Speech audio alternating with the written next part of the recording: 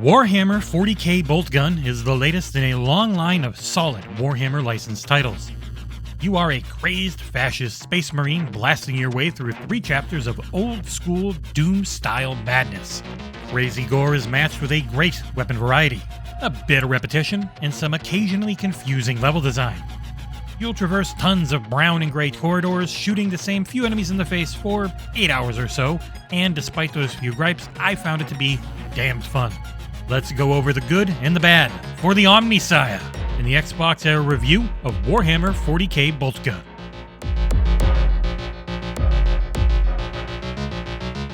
The game takes place at the Forge world Graia.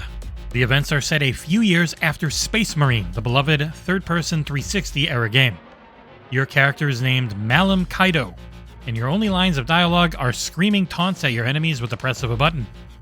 There's a big old warp rift that has opened up above Graia, and you are tasked with shutting it down. Leading a team who all die immediately in the opening cutscene, you're alone with a floating skull that tells you various things to do, and occasionally where to go. And I did love those cutscenes in the game, with their gorgeously done nostalgic pixel graphics. There are a few characters who talk during them, and the dialogue is well done. It feels right at home in the Warhammer universe, and the voice acting's solid.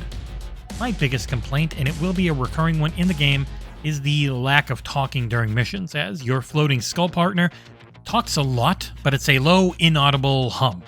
I missed what he was telling me to do often during the heat of combat and platforming, and the level design led to me getting lost constantly in the latter half of the game. Graphically, the game looks awesome. Utilizing a mix of 2D enemies and 3D environments, there's a heavy retro pixel style that you can lessen or enhance to your liking. Performance was rock solid on both console and PC, up until the final level, which chugged away at like 20 FPS on PC, where I had been getting over 200, and was a damn slideshow on the Series X at times. It was a huge issue, as the difficulty spike in that final fight was enormous. Adding in significant slowdown, even on a powerful PC and console, forced me to end up lowering the difficulty down to easy on Xbox.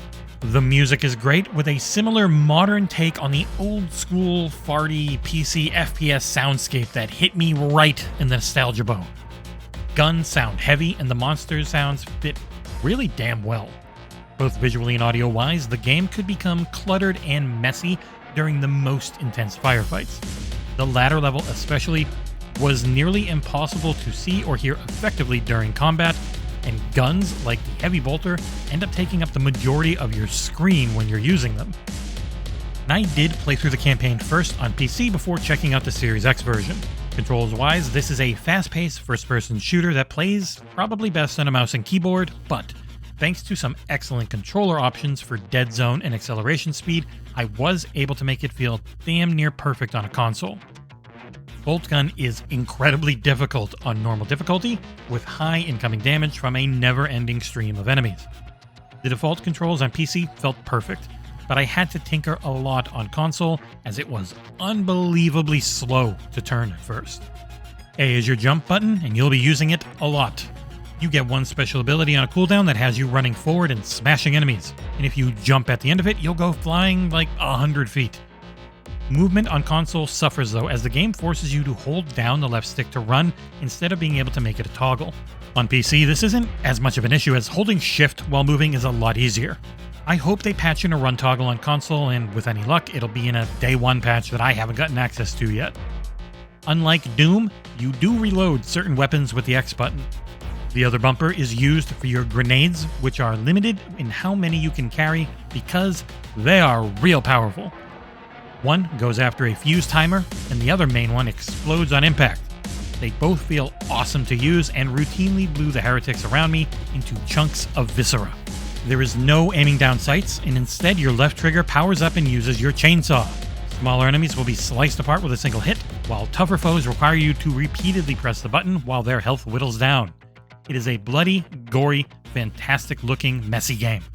From the titular Boltgun to a punishing shotgun and more, every weapon can shred enemies to bits. There are also secrets hidden throughout each level. They're mostly weapon upgrades, shield power-ups, and damage enhancers hidden in each level that helps encourage you to explore. That exploration ended up being one of my biggest issues in the latter half of the game. Early on, I was in love with Boltgun. It was frenetic, fun, and dedicated to its selling point, being a callback to Doom in the Warhammer universe. Nearly every level is go from point A to point B until you find a color-coded key to unlock a door you saw earlier. Head back to that door and either the level ends, or you go to find another color-coded key, rinse and repeat. The latter half of the title tends to bump up the key requirements to 3, and the layouts can be confusing to the point of rage quitting for me a few times.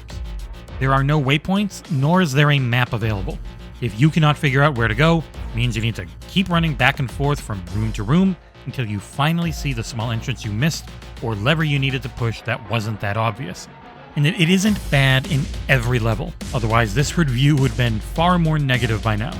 The first chapter and a half were fantastic, with easily followed levels that allowed for some good, dumb, but still challenging fun.